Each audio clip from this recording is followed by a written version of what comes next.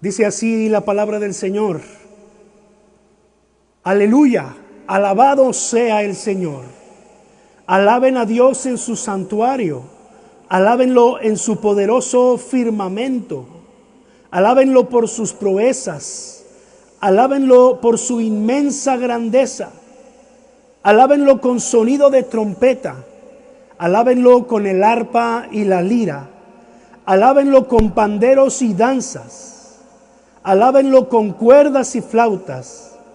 Alábenlo con címbalos sonoros. Alábenlo con címbalos resonantes y de júbilo. Que todo lo que respira alabe al Señor. Aleluya, alabado sea el Señor. Amén. ¿Cuántos de nosotros respiramos en este día?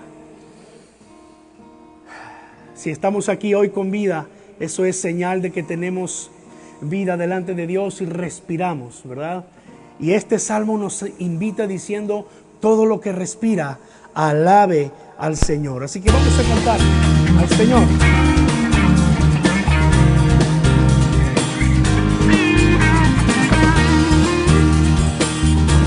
Todo lo que respira, alabe al Señor.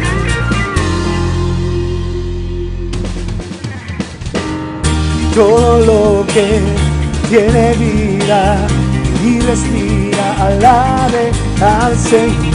Todo lo que tiene vida y respira, alabe al Señor. Por la mañana y por la tarde, joven o viejo, alabaré.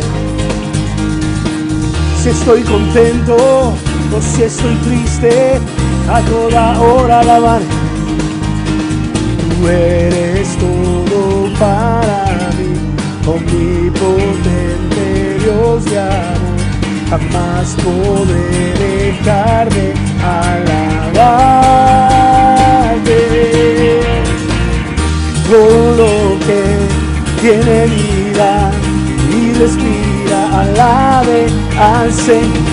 Todo lo que tiene vida y respira, alabe. Te alabaré en los cielos con los querubines, te alabaré en los cielos con los querubines, eterna será nuestra canción. Te alabo en la tierra con tus criaturas, te alabará toda nación. Tú eres todo para mí, omnipotente Dios de amor. Jamás podré dejar de alabarte. Todo lo que tiene vida y respira, alabe al Señor. Todo lo que tiene vida y respira, alabe al Señor.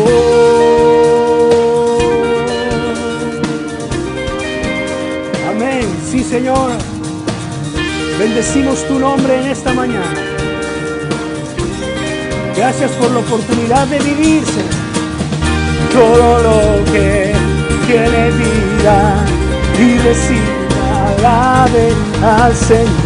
Todo lo que tiene vida y respira, alabe. Una vez más. Todo lo que tiene vida y respira, alabe al Señor. Todo lo que tiene vida y respira, alabe al Señor.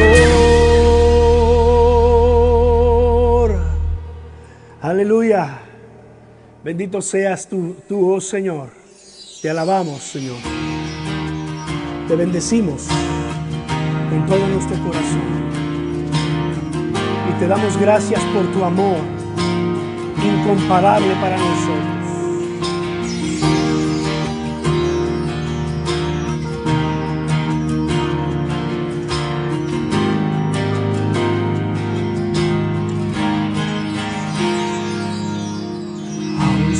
Así, pobre pecador, Dios me ama.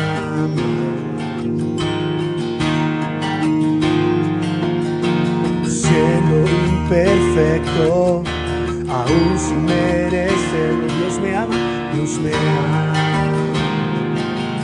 Si estoy fuerte, si estoy fuerte, si yo estoy de pie, Dios me ama.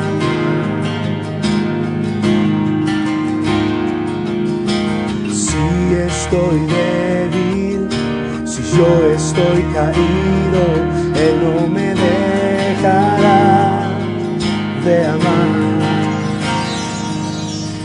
Sin su amor, sin su perdón, no sé qué sería de mí. Dios me amó tanto que entregó a su Hijo para morir en mi lugar. Dios me ama y su amor es tan grande, incondicional. Dios me ama y siempre está con sus brazos abiertos a mí. Gracias, Señor, por tu amor que tú tienes por nosotros a pesar de nosotros. Aún siendo así, pobre y pecador, Dios me ama.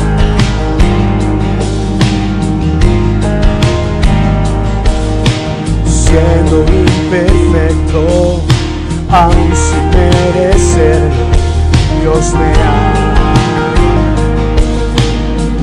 Si estoy fuerte o de pie, si estoy fuerte, si yo estoy de pie, Dios me ama.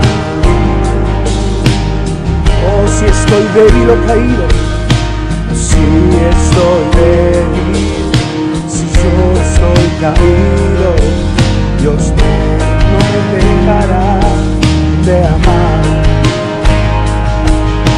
Si su amor, si su perdón, no sé qué sería de mí. Dios me amó tanto que entregó su Hijo para morir en mi lugar. Dios me ama, Dios me ama y su amor es tan grande, incondicional.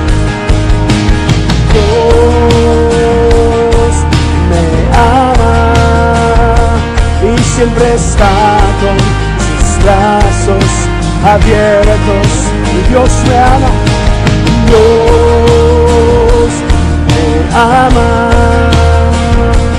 y su amor es tan grande, incondicional.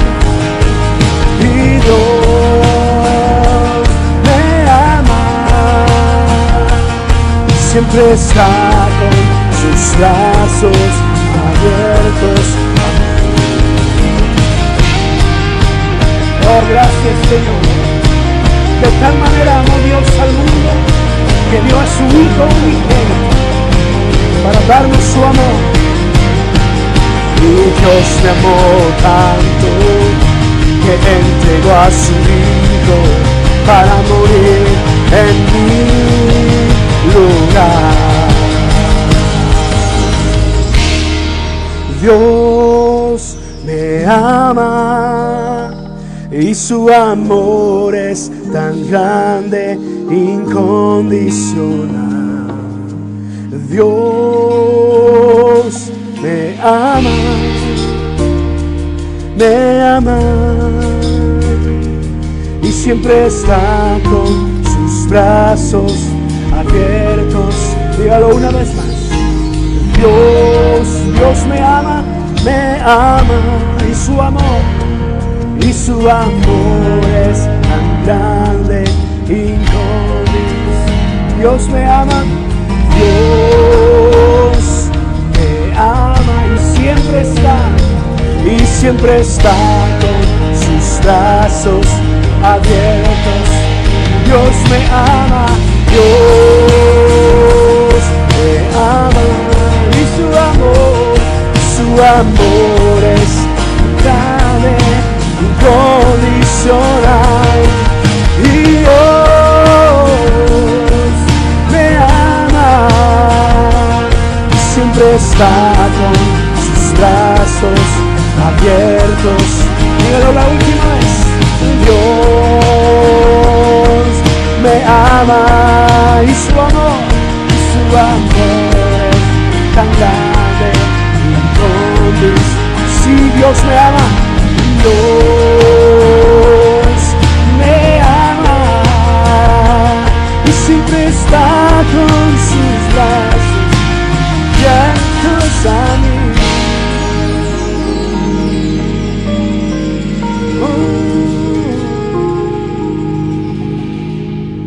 Dios me ama. Gracias, Señor, por tu amor incomparable, tu amor eterno, inigualable, Señor. Tu amor inagotable, Señor, por nosotros, Señor. Te agradecemos, Señor, en esta mañana por tu amor que nunca cesa para nosotros, oh Señor. Que tu amor nunca falla, Señor. Gracias por la oportunidad que nos das de entender y conocer tu amor. Gracias, Señor. ¿Por qué no lo volvemos a decir suavemente? Dios me ama y su amor es tan grande, incondicional. Dios me ama y su amor es tan grande, incondicional. Dios me ama y siempre está con sus brazos abiertos a mí. Dios me ama y su amor es tan grande, incondicional. Dios me ama y siempre está con sus brazos abiertos a mí. Aleluya. Padre, te bendecimos. Una vez más te damos gracias. Señor, tu amor es incomparable. No lo cambiaría por nada, Señor. El salmista decía: pierda mi mano derecha su destreza y su poder, y mi lengua se pegue a mi paladar, si yo me olvidara de ti. Oh Señor, hoy te digo, Señor, yo no me olvidaré de ti, Señor. Como tú nunca te olvidas de mí, yo nunca me olvidaré de ti, Señor. Mis votos a ti, oh Señor, son de fidelidad constante, Señor. Porque yo sé que con tu poder y tu fuerza en nosotros, tú nos ayudarás a vivir cada día de nuestra vida en fidelidad delante de ti, Señor. Muchas gracias, Dios. Gracias, Señor. Aleluya. Te bendecimos en el nombre de Jesús. Oramos en el nombre de Jesús. Amén.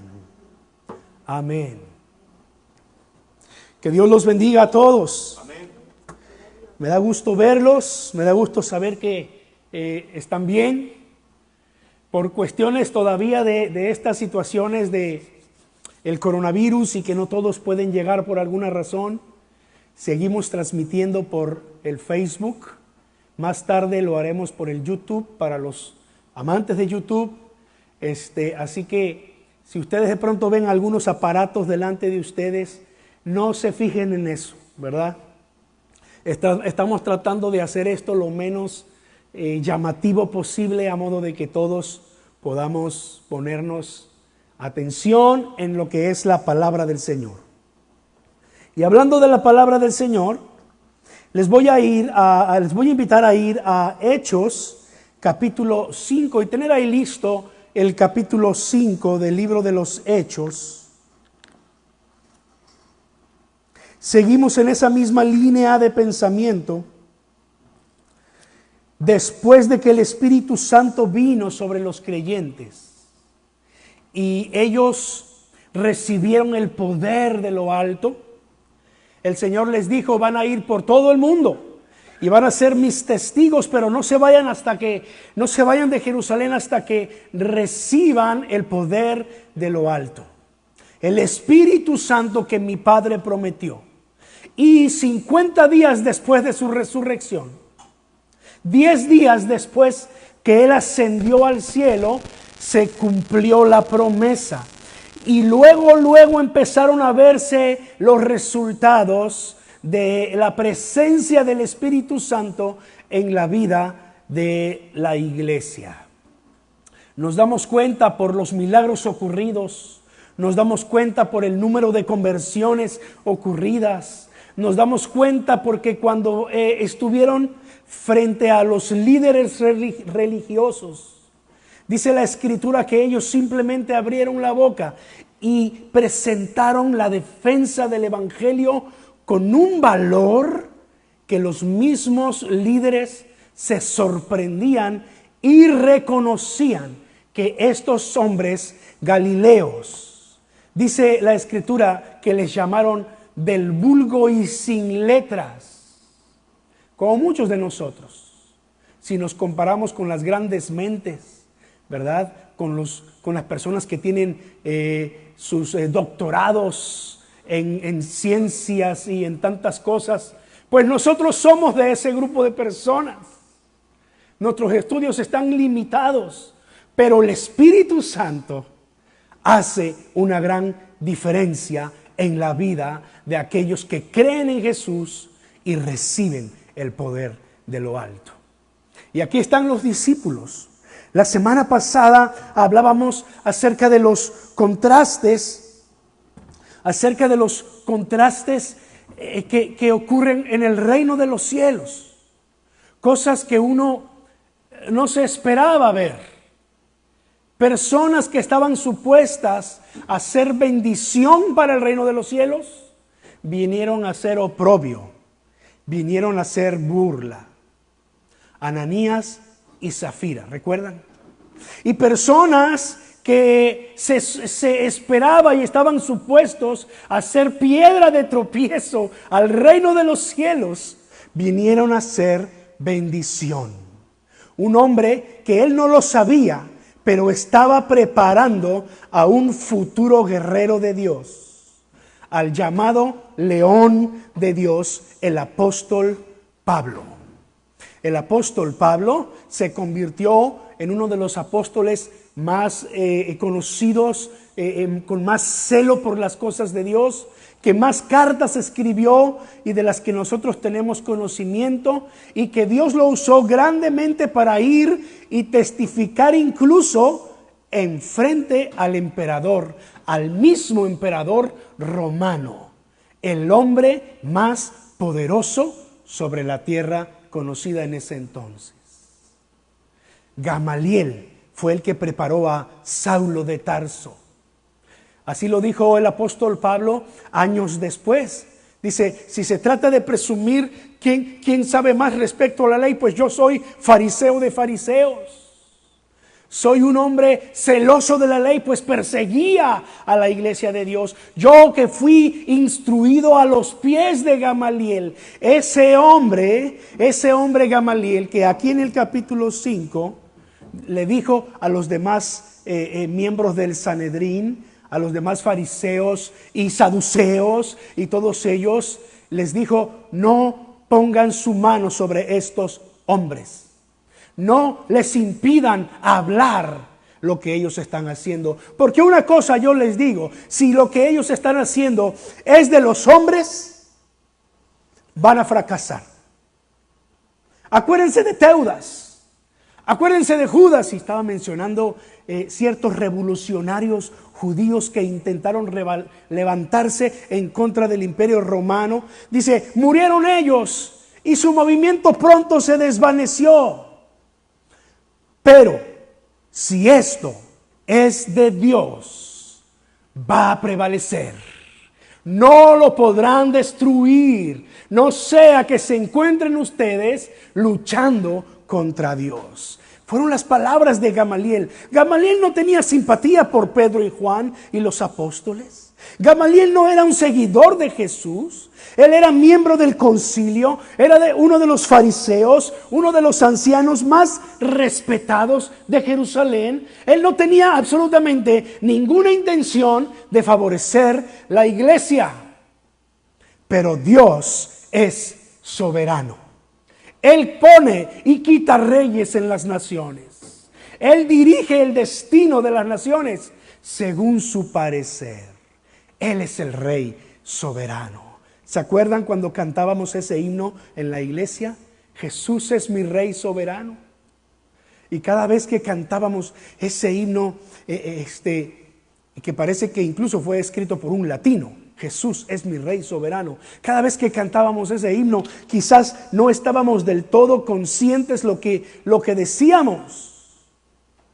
Pero lo que vamos a ver hoy, uno de los textos que vamos a ver hoy y una de las enseñanzas que vamos a recibir hoy, tiene que ver con el hecho de creer que Dios tiene todas las cosas en sus manos y todo está bajo su control. Que tú y yo no tenemos que preocuparnos más que de ser fieles a Él. Y Él hará todas las cosas. Amén. Así pasa en el reino de Dios. Hay esas paradojas, esas contradicciones. Y el llamado la semana pasada fue a que tú y yo seamos de bendición para el reino de Dios. Que decidamos ser bendición para el reino de Dios. Que cuidemos, ¿verdad?, nuestro proceder y no nos encontremos en situaciones como las de Ananías y Zafira. Pero confiemos, porque Dios tiene todas las cosas bajo su control. Que haya coronavirus alrededor del mundo no significa que Dios se quedó dormido. No significa que Dios se distrajo y algo entonces por allí aprovechó y se metió y contaminó. Dios tiene conocimiento de todas estas cosas. Y si ese virus es un ser vivo, microscópico, pero un ser vivo, hermanos, la vida solamente viene de Dios. Así que no nos asustemos. Dios tiene todas las cosas en su control. Hoy quiero hablar acerca de la desobediencia que agrada a Dios. La desobediencia que agrada a Dios. Es un título sugestivo y algo contradictorio, ¿no? ¿Saben que hay desobediencia que le agrada a Dios? Pero ¿cómo es posible? No es que la Escritura nos dice que a Dios le agrada la obediencia. Incluso al rey Saúl, allá en primer libro de Samuel, se le dijo, es mejor la obediencia que los sacrificios. Si nosotros lo pasamos a nuestro tiempo, diríamos, es mejor la obediencia que nuestras más angelicales voces en alabanza aquí en la casa de Dios. Es mejor que tú obedezcas al Señor y prestes atención a su palabra que tus ofrendas y tus diezmos. Eso es lo que diría el profeta en este tiempo. Hoy en día, pues ya en muchos lugares no tenemos vacas, ni ovejas, ni nada de estas cosas. Pero es que la Escritura, eso es lo que nos dice, que a Dios le gusta la obediencia, que Dios se agrada de la obediencia. Pero yo les digo hoy, hay un tipo de desobediencia que a Dios le agrada. y es aquella que desobedece las voces de autoridad, sea donde sea que esta voz de autoridad venga, así sea el gobierno civil, así sea el gobierno eclesiástico o el liderazgo pastoral, si esa voz está fuera de la voluntad de Dios. Entonces Dios nos llama a ser desobedientes. Entonces hablamos de la desobediencia que a Dios le agrada.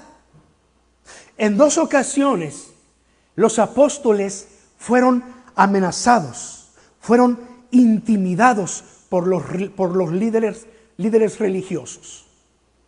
Y se les dijo que no hablaran ni enseñaran en ese nombre. Y es que los fariseos no se atrevían ni a mencionar el nombre de Jesús.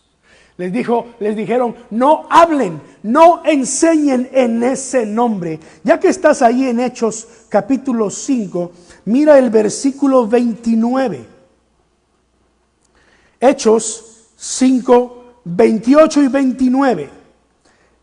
Dice que los del consejo los condujeron en un diálogo y les dijeron, terminantemente les hemos prohibido enseñar en ese nombre. Sin embargo, ustedes han llenado a Jerusalén con sus enseñanzas y se han propuesto echarnos la culpa a nosotros de la muerte de ese hombre. Verso 29, ¿qué dice? Es necesario obedecer a Dios antes que a los hombres, respondió Pedro y los demás apóstoles. Pero esta no fue la primera vez que esto ocurría. Pásate al capítulo anterior, capítulo 4, versículos 19 y 20. Desde el versículo 18 dice, los llamaron los mismos ancianos líderes religiosos y les ordenaron terminantemente que dejaran de hablar y enseñar acerca del nombre de Jesús.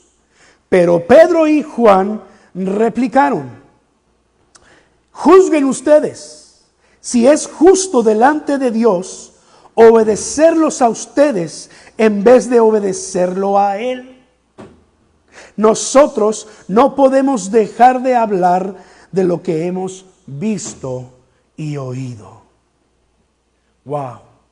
Solamente una persona llena del Espíritu Santo es capaz de encarar a la autoridad y en su cara decirles, pues no vamos a obedecerlos a ustedes, porque no podemos obedecerlos a ustedes y desobedecer a Dios.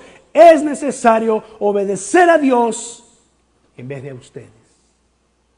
Bajo el riesgo de ser aprendidos, de ser encarcelados, de incluso enviarlos a la muerte como lo hicieron con Jesús. A ellos no les importó. Y en estas 2 ocasiones estuvieron dispuestos a levantar su bandera en alto y decir, somos discípulos de Jesús, creemos en Jesús a quien ustedes mataron, pero el Señor lo resucitó y ahora Él vive para siempre y está sentado a la diestra de Dios, y de allí vendrá por todos nosotros si somos fieles hasta el final. Amén. Ellos levantaron su bandera y estuvieron, como lo decíamos hace ya algunos domingos, estuvieron orgullosos, si es que existe ese término y esa actitud, un orgullo santo, un orgullo bueno. Cuando tú estás orgulloso de algo, lo ostentas, ¿verdad? Cuando tu hijo, pues los que tenemos hijos, están en la escuela y pasan al frente y hacen una interpretación muy bonita, tú eres el que más fuerte aplaudes, tú estás grabándolos para recordarlo eso por toda la vida, y cuando termina tú quieres ir y abrazarlo, aunque él ya a cierta edad no se deja, ¿verdad? Pero tú estás orgullosa de tu hija, ¿sí o no? Eso nos pasa. Así estaban estos apóstoles, porque estaban llenos del Espíritu Santo. Pero ellos entendieron que hay desobediencias que le agradan a Dios. Ahora, nos metemos en más problemas conforme vamos conociendo lo que el Señor nos reveló en el resto del Nuevo Testamento. Porque tanto Pablo como Pedro mismo enseñaron que es necesario que nosotros nos sujetemos a nuestras autoridades. ¿Verdad que sí? Ellos enseñaron, insistieron a la iglesia: oren por sus autoridades. ¿Cuántos de ustedes hispanos oran por el presidente Trump? Amén. Espero que estemos orando por él. También de México. Que no hayas votado por él es otra cosa. Que quizás no te gustan algunas de las cosas es otra cosa. También por el presidente de México. Nosotros oramos por nuestro presidente en México. También, ¿verdad? Orábamos incluso por el que estaba antes, oramos por el de ahora y oraremos por el que viene. No importa qué partido político representa, está allí porque Dios lo puso y porque creemos que Dios tiene control de las naciones. Él es soberano. Entonces no tengo por qué tener temor, ¿verdad? Y no tengo por qué pensar o creer que está usurpando un lugar. Nadie esperaba que el presidente Trump ganara. Si se hubiesen contado los votos uno por uno, no hubiese ganado. Pero el sistema de conteo de los votos, el sistema electoral en los Estados Unidos, no es como en México o en otros países. De manera que quien obtuvo el triunfo fue el presidente Trump. Y somos llamados a orar por él, a bendecirlo, para que el Señor se glorifique a través de ellos. Ya lo dijimos la semana pasada y otros días más. Dios es soberano. Y si Dios llamó mi siervo a reyes paganos en la antigüedad, ¿por qué no lo va a hacer en este tiempo también, verdad? Pero las Escrituras, volviendo al punto, las Escrituras nos enseñan que debemos orar por nuestras autoridades. ¿Cómo es posible entonces? Si la Escritura nos dice que oremos por ellas, que nos sujetemos, que nos sometamos a las autoridades, entonces hablar de la desobediencia que a Dios le agrada. Esto es lo que sucede. En el plano terrenal, en el plano hablando de las naciones, en relación al gobierno, existe algo que se llama la desobediencia civil o el desacato civil. Incluso en muchos países su constitución lo contempla. La constitución le permite al pueblo manifestarse abiertamente y libremente, levantar su voz, hacer ese tipo de marchas en contra o oponiéndose a lo que ellos consideran que es injusto. Y hemos visto cómo en algunas ocasiones eso ha tenido resultados. Tan solamente hace un año en Puerto Rico ocurrió algo que yo no había visto en uno de nuestros pueblos latinos cercanos. Algo que no ocurrió ni siquiera en Venezuela, que es lo que más se oye, ¿verdad? Que hay muchas revueltas e inconformidades, pero en Puerto Rico toda la ciudadanía se unió. Incluso aquello cobró fuerza cuando artistas muy conocidos se unieron a esas manifestaciones. ¿Y qué fue lo que sucedió como resultado? ¿Cómo le llaman? ¿Presidente también o gobernador? El gobernador tuvo que dimitir de su cargo. Tuvo que salir de su cargo. Creo que hasta salió huyendo, ¿no? Porque si caía en manos del pueblo, Dios mío, literalmente que Dios lo libre, ¿verdad? Y la verdad es que yo quedé sorprendido, no solamente, y mi esposa y yo hablábamos de eso, ¿verdad? Pero no solamente de la unidad de los boricuas cuando se trata de su país, pero de los resultados que eso trae. Hace un poco más de tiempo ocurrió en Egipto. Se levantaron todos, salieron a las calles y al presidente de la nación no le quedó otra opción más que renunciar a su cargo, y hubieron elecciones democráticas. Algo que me gustaría de pronto haber visto en México en años pasados, cuando hasta acá nos llegaban las noticias cómo el gobierno saqueaba los bienes nacionales, cómo el gobierno vendía lo que era propiedad de la nación, como su carbohidrato, el petróleo, lo vendía a empresas extranjeras. Y yo decía, ¿cómo no ocurre eso? Pues no, hermanos, no ocurrió. Pero muchas constituciones, y en mi investigación me encontré con que una de las constituciones que contempla esto es la de Colombia. En Colombia le permiten al pueblo levantarse y oponerse al gobierno si consideran que están sometiendo a sus ciudadanos a leyes y prácticas fuera de la ley o que son denigrantes para la calidad de vida humana. Ahora, eso ocurre en las naciones, y lo que es mejor es que esto ocurra de manera pacífica, que el pueblo se levante con su voz fuerte, pero de manera pacífica.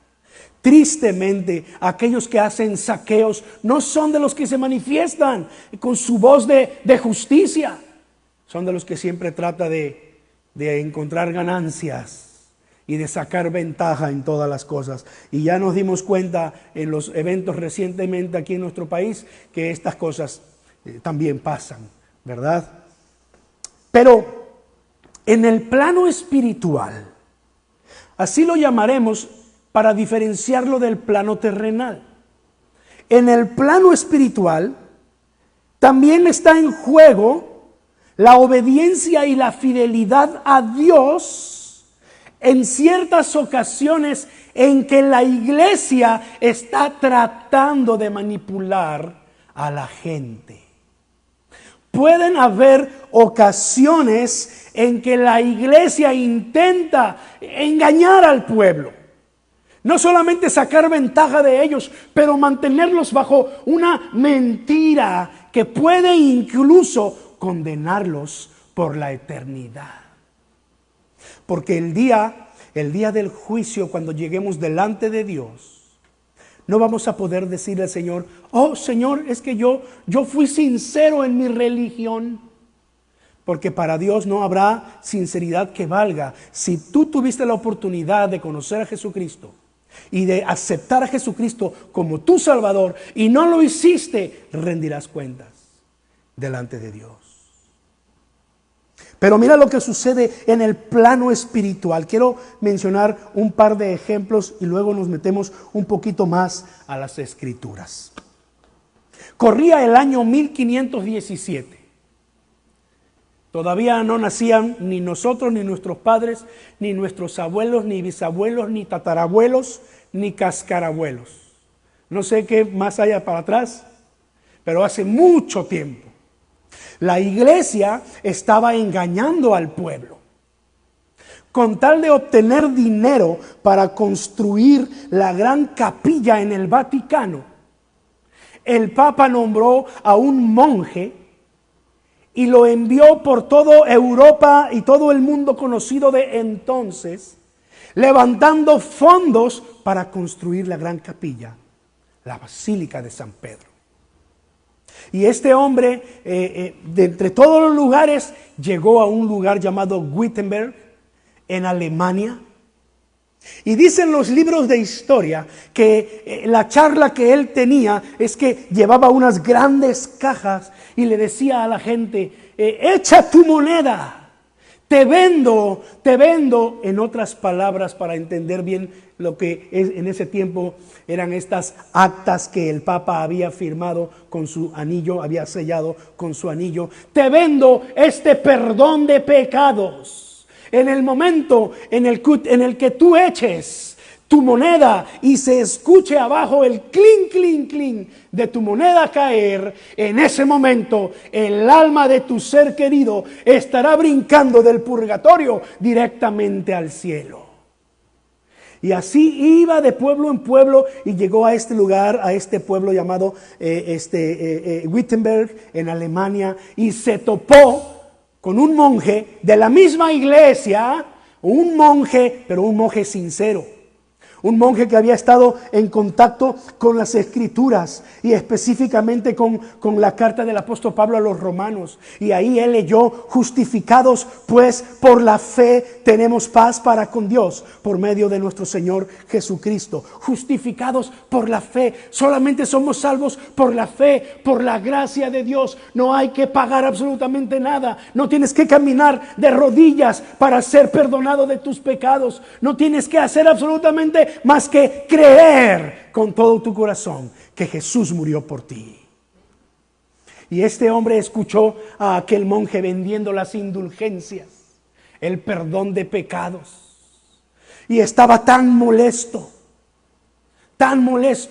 que fue y escribió 95 argumentos, los llamaron tesis, 95 tesis, y fue y las clavó en la puerta de su parroquia. La puerta de las iglesias en aquel tiempo era el boletín informativo del todo el pueblo. Recuerda, no había Facebook, no había nada de esto. Fue y las clavó allí, y de las primeras cosas que dijo fue que la iglesia tenía que entender que el perdón de pecados no se obtenía por dinero, sino por la fe, por medio de Jesucristo. Hermanos, aquello fue un revolú, como decimos comúnmente. La imprenta se acababa de inventar en esos años. Esa imprenta antigua en donde ponían todas las letras juntas y luego le giraban allí el volantito y le llamaban prensa, y todavía ese título se utiliza para el periódico de papel hoy en día, ¿no? La prensa, y se imprimía, se acababa de inventar la imprenta. Así que alguien agarró esas 95 tesis, las despegó de allí de la puerta, fue con este hombre inventor de la imprenta y le dijo: ¿sabes qué? Hazme unas copias de esto, no sé, las que te salgan ahorita. Bueno, hermanos, la historia dice que se hicieron cientos y miles de copias y empezaron a circular por toda la ciudad, por todo el estado, por todo el país y por toda Europa. A ese movimiento se le llamó el movimiento de reforma, la reforma protestante. Ahora, hay que aclarar esto. Martín Lutero, que fue ese monje que había leído las Escrituras y sabía que el perdón de pecados no se daba por dinero, sino por la fe. Él era un monje de la misma iglesia, la iglesia religiosa tradicional de Europa en ese tiempo. Pero él sabía que esto que estaba ocurriendo no era justo, no era verdad, estaban engañando al pueblo. Así que lo que él hizo fue lo que hicieron los apóstoles allá en Hechos 4 y 5, y dijo: pues es el momento de desobedecer a mis autoridades. Él nunca tuvo la intención de salirse de la iglesia. Eso lo dicen los libros de historia. Él nunca tuvo la intención. Él lo que quería era reformarla. Él lo que quería era transformar esto. Él lo que quería era un cambio. Pero el poder de más arriba, el mismo Papa, lo persiguió para darle muerte. De manera que muchos de sus amigos, es lo que dice la historia, lo secuestraron para salvarlo. Lo escondieron en un lugar bajo la protección de uno de los nobles de Alemania que no simpatizaba mucho con la religión tradicional. Recuerden, en ese tiempo no había más que esa religión tradicional, el catolicismo romano y las demás religiones paganas. No había más, no, era la única. Lo secuestran, lo protegen, y estando en ese encierro, Martín Lutero se pone a traducir las Escrituras. Empezó con el Nuevo Testamento del latín que había originalmente, tomando fuentes de lo que él conocía de griego y del hebreo de la Biblia, y la tradujo al alemán. Y lo interesante de esto es que él no fue el único. Otros personajes en otros países tuvieron ese mismo despertar, tuvieron ese mismo sentir. Y entonces se inició aquel movimiento que nosotros hoy conocemos como el movimiento de reforma, la reforma protestante. En 1517, ahora en el 2017, hace 3 años, se celebraron 500 años de la reforma. Nunca fue la intención de Martín Lutero dividir la iglesia, pero no quedó otra opción, porque los líderes religiosos, como los líderes judíos en el tiempo de los apóstoles, no estuvieron dispuestos a ceder, no estuvieron dispuestos a escuchar, a cambiar. Y entonces nace la iglesia luterana, y entonces nace la iglesia reformada, presbiteriana, y empiezan a surgir movimientos de iglesias evangélicas que al tiempo se les llamó iglesias protestantes, porque habían nacido de la protesta que Martín Lutero hizo contra la venta de indulgencias. Esta es la desobediencia que le agrada a Dios. Si yo la semana pasada predicaba acerca de no ser piedra de tropiezo para los pastores, ¿se acuerdan que decía eso? Si yo la semana pasada les decía, tenemos que orar por nuestros pastores, apoyar y no ser carga para nuestros pastores, trayéndoles este tipo de pecados como los de Ananías y Zafiras y otras cosas, pues hoy tengo que decir que hay ocasiones en las que tenemos que levantarnos en nuestra voz en contra quizás de algunos movimientos religiosos que aparentan ser cristianos, pero que están engañando al pueblo, que están manteniendo al pueblo sometido, que lo están saqueando para hacerse de ellos de dinero. Es posible que lo que ocurrió en el primer siglo y después lo vemos que ocurrió en 1517 y que también ocurrió en el siglo pasado, allá por 1930 y 1940, en el mismo lugar de la reforma protestante, Alemania. El gobierno alemán en ese tiempo, liderados por Hitler, el famoso Adolfo Hitler, estaba engañando al pueblo. Le estaban haciendo creer que ellos eran una raza superior y que todos los demás no merecían el permiso de vivir, y estaban exterminando principalmente a los judíos. Ustedes han escuchado del Holocausto. Pues la iglesia en Alemania empezó a hitlerizarse. No sé si ese término existe en el español, pero si no, ya lo inventé. La iglesia cristiana, te estoy hablando de 1935, 1940, en ese periodo de tiempo. Ya estamos hablando que la iglesia protestante, la iglesia evangélica, la iglesia cristiana se ha diseminado por todo el mundo. Cuando eso ocurrió en Alemania, esta iglesia aquí en Bridgestone ya existía. Wow, imagínate. Pero volvamos allá a Alemania. Las iglesias se estaban hitlerizando, es decir, estaban simpatizando con los ideales de Hitler. Pero algunos pastores se dieron cuenta que eso era un engaño y era un peligro, y la iglesia corría el peligro de perder su galardón en la eternidad. Entonces, un grupo de pastores se levantaron en su voz, formaron un grupo opositor. Esta iglesia llegó a ser llamada la iglesia confesionista.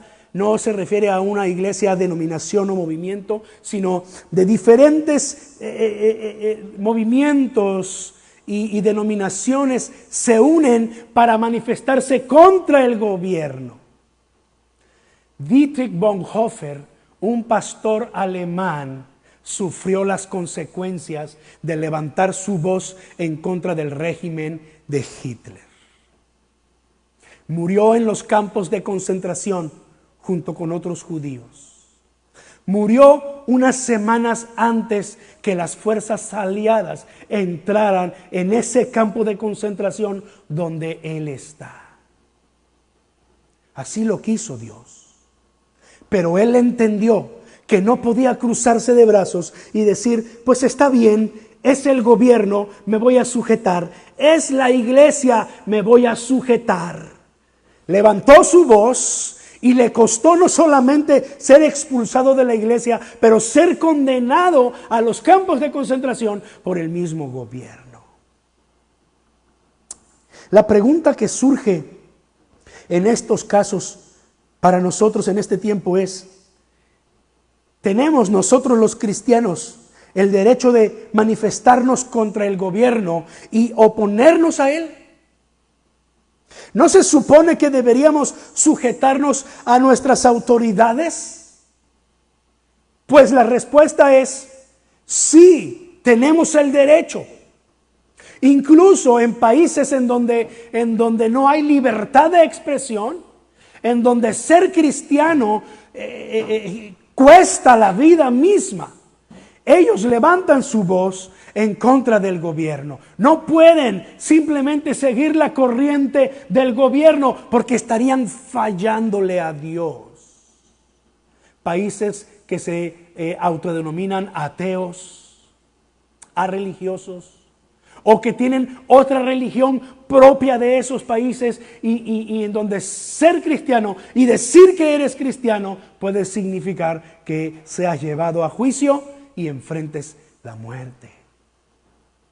La respuesta es sí, pero tenemos que entender que tienen que cumplirse ciertos criterios para que nosotros podamos ser parte, ya sea de la desobediencia civil o la desobediencia espiritual.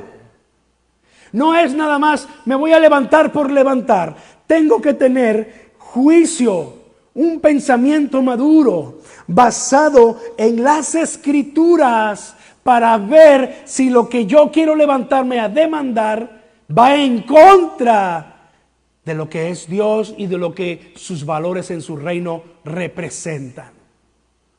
No puedo simplemente dejarme llevar por la corriente, pero tampoco me voy a levantar a tontas y a locas a protestar por cualquier cosa.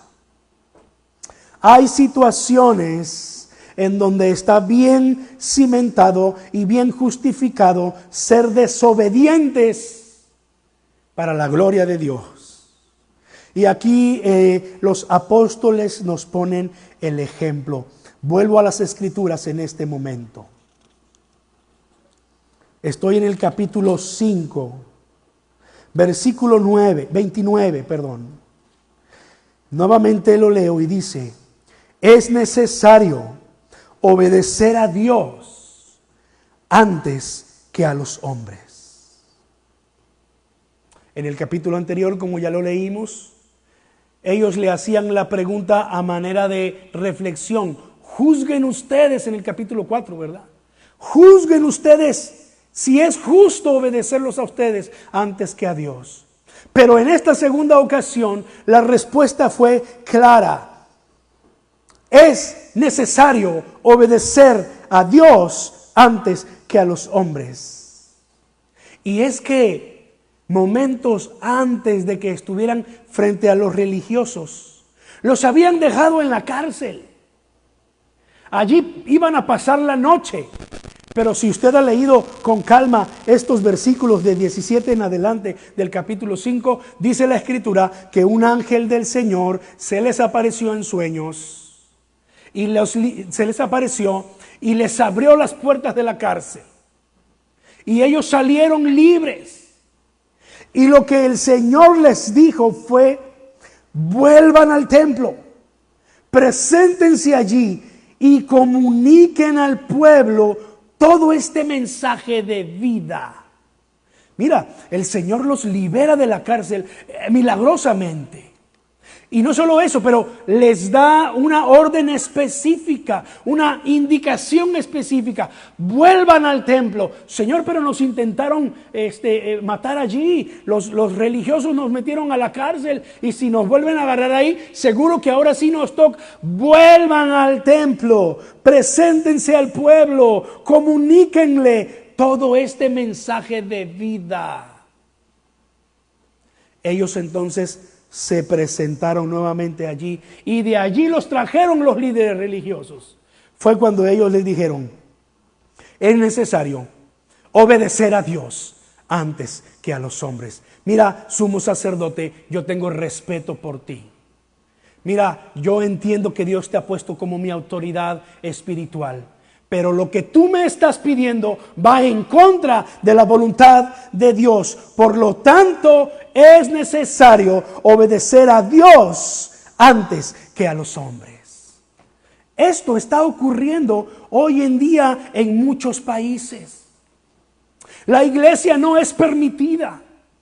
Los misioneros no son permitidos entrar como entrar a México o entrar a Guatemala o a otros países.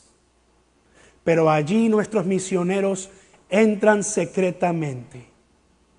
Y cada vez que estamos en público o estamos en el mundo a través de las redes, nuestros líderes son prudentes en no mencionar ni de qué países hablamos, ni de quiénes son esos misioneros, porque sus vidas corren peligro.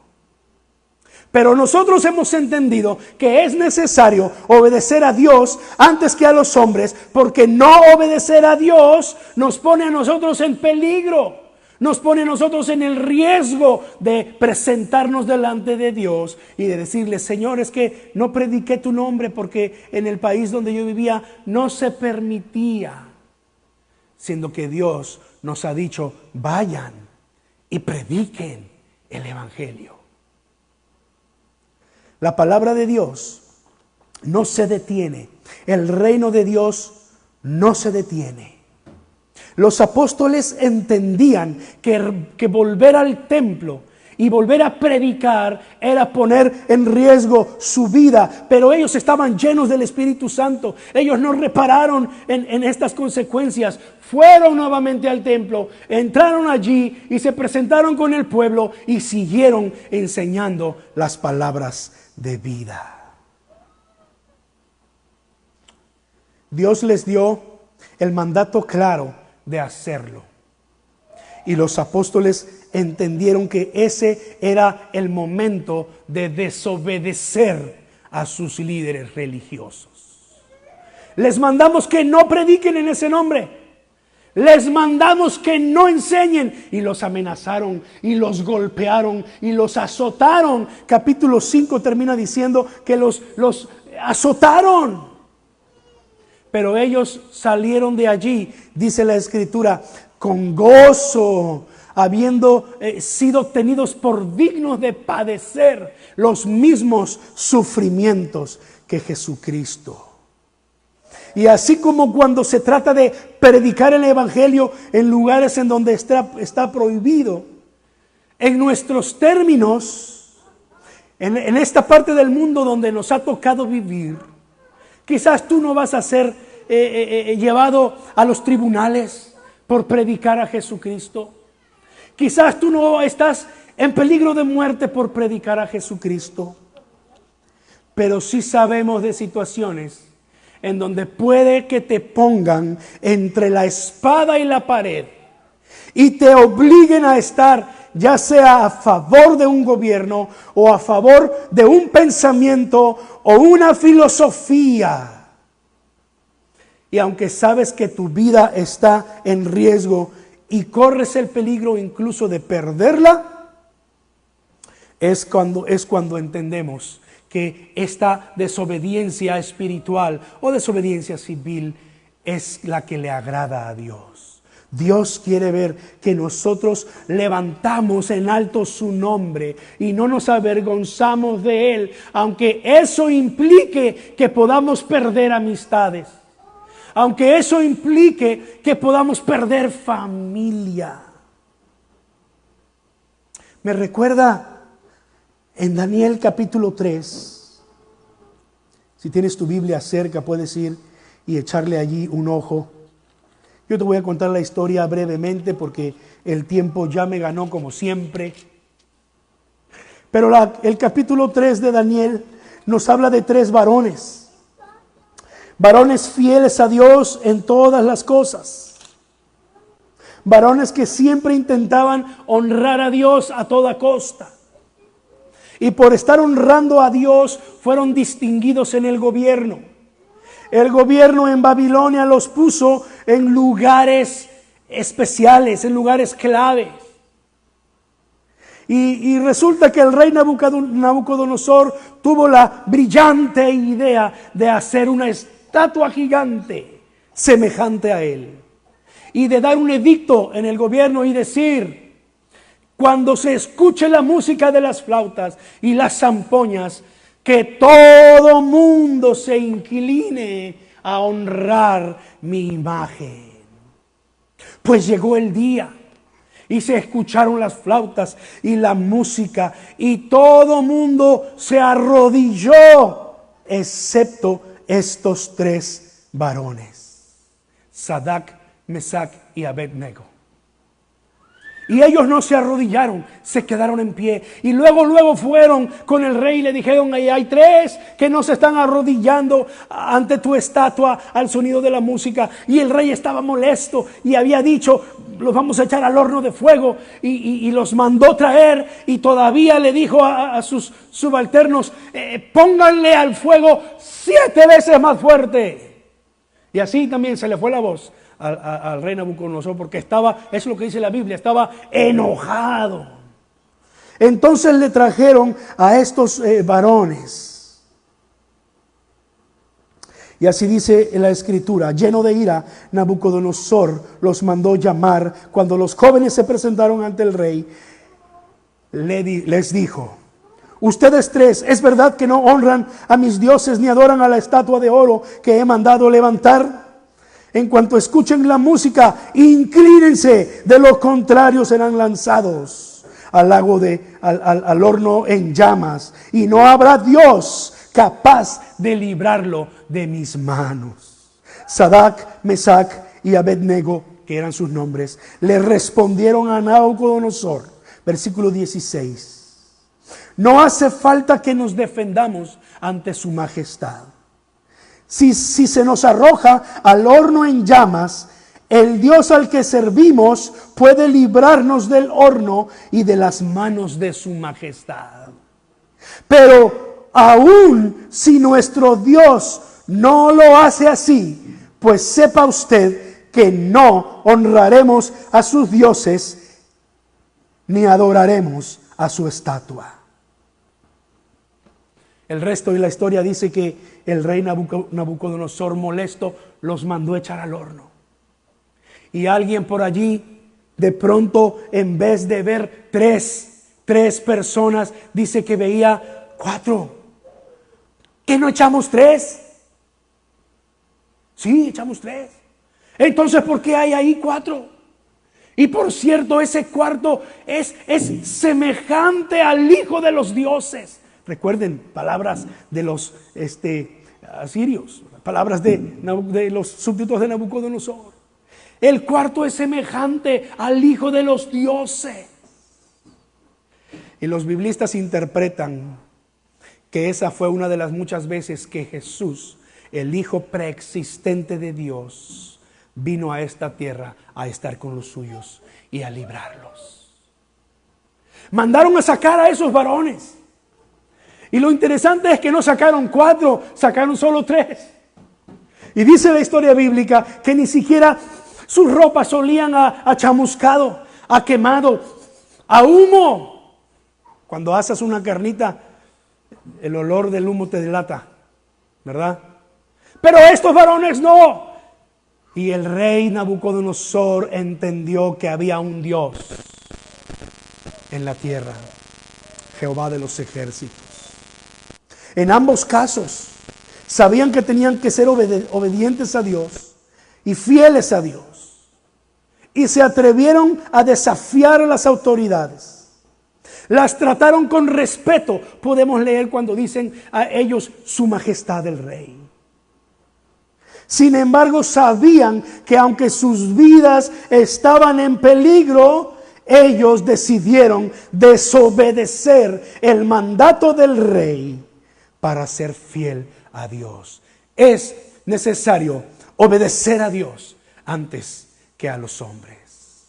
Quizás tú no vas a ser echado en un horno de fuego, pero lo que sí te digo es que tu eternidad puede estar en juego si no somos fieles a nuestro Dios. Necesitamos sabiduría de Dios para discernir cuándo es el tiempo de echar mano de la desobediencia espiritual. De acuerdo a las Escrituras, podemos considerar 3 circunstancias que te van a llevar a ser desobediente en la forma que a Dios le agrada. La primera de ellas, cuando tu fe es puesta a prueba y te ves forzado a negarla. Mira, Mateo capítulo 10, cuando Jesús envía a sus apóstoles a predicar, en esos versículos Él les llega a decir, miren, van a ser entregados aún por su propia familia, por causa de mí, por causa de la fe. Ya en las bienaventuranzas les había enseñado, bienaventurados cuando por mi causa los persigan. ¿No es cierto? Los versículos 37 al 39 de Mateo 10 incluso lo lleva al extremo de la posibilidad de perder la vida en esta tierra. Pero es cuando Jesús dice, pero el que pierda su vida por causa de mí, la hallará. Cuando tu fe es puesta a prueba y te ves forzado a negarla. He conocido hermanas allá en México cuyos esposos no son creyentes y las maltratan por ser creyentes ellas. Y las llegan a obligar incluso a decir, pues tu Dios o yo. Y es cuando eres llamado a usar de la desobediencia que a Dios le agrada. Si Dios bendice el matrimonio y a Dios no le agrada el divorcio ni nada de estas cosas, pero hay situaciones en donde tú eres puesto entre la espada y la pared y tienes que decidir o Dios o Él, o Dios o ella. Y más te vale que escojas a Dios, porque tu eternidad está en juego. Número 2, cuando es evidente, ya sea en la iglesia o en el gobierno, que te quieren forzar a creer o confesar o hacer lo que es evidentemente contrario a la voluntad de Dios. Ningún gobierno puede forzarte. Y si te llegas a encontrar en una situación así, pues sabes lo que tienes que hacer. Escoger a Dios, ser fiel a Dios y desobediente a los hombres. Ahora, lo voy a poner esto todavía en un contexto más íntimo y más personal quizás. Nosotros amamos a todas las personas. Y nuestra iglesia tiene puertas abiertas para todas las personas. No importa